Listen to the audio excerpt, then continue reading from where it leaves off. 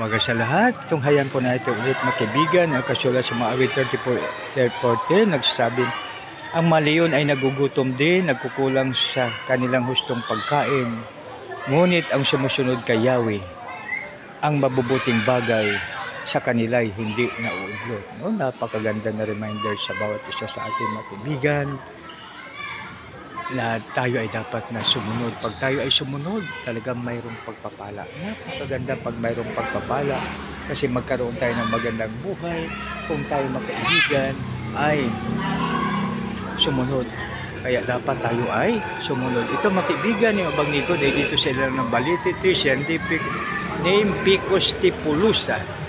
Ficus stipulusa. Ito makaibigan, huwag natin kalimutan na may pagpapala sa pagsunod. Oh, napakaganda pag tayo sumunod dahil mayroon siyang kaakibat na pagpapala. Isang magandang umaga sa lahat. God bless us all.